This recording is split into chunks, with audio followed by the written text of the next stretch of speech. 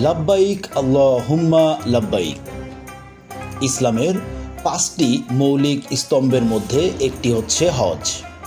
সামর্থ্যবানদের উপর জীবনে একবার হজ পালন করা ফরজ। হজ হচ্ছে আরবি শব্দ, এর আভিধানিক অর্থ সংকল্প করা। পারিভাষিক অর্থে আল্লাহ তাআলার সন্তুষ্টি ও নৈকট্য লাভের উদ্দেশ্যে হজের নির্ধারিত মাসে কাবা ঘর তাওয়াফ, আরাফাতের ময়দানে অবস্থান সহ নির্দিষ্ট স্থানসমূহে নির্ধারিত কার্যক্রম নির্ধারিত নিয়মে সম্পাদন করাকে হজ বলে। হজ পালনের মাধ্যমে আল্লাহর সাথে মুমিন বান্দার সম্পর্ক হয় গভীর থেকে গভীরতর।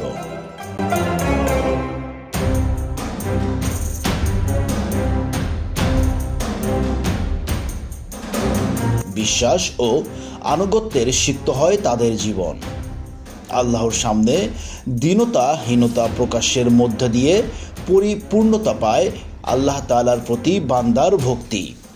আল্লাহ তাআলার সন্তুষ্টি লাভের উদ্দেশ্যে হজ পালন করা প্রত্যেক মুসলিমের আজীবন লালিত স্বপ্ন।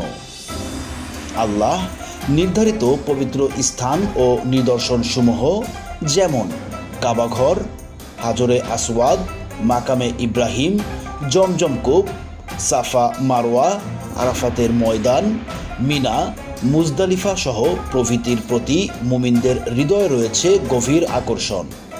আল্লাহ তাআলা বলেন, এটাই হলো আল্লাহর বিধান।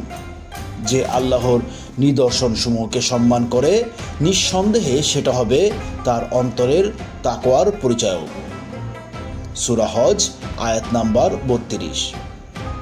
আর তাই তো আরাফাত ময়দানে লাখো হাজির কণ্ঠে ধ্বনিত হয় লাব্বাইক আল্লাহুম্মা লাব্বাইক, লাব্বাইক লা শারীকা লাক লাব্বাইক, ইন্নাল হামদা ওয়া নি'মাল মাতা লাকা ওয়াল মুলক লা শারীকা লাক। এর অর্থ হচ্ছে, আমি আপনার কাছে হাজির, হে আল্লাহ, আমি আপনার কাছে হাজির, আপনার কোনো শরীক নেই। নিশ্চয়ই সকল প্রশংসা ও নিয়ামত আপনার এবং সমগ্র বিশ্বের একত্রত্ব আধিপত্য আপনার, আপনার কোনো শরীক নেই।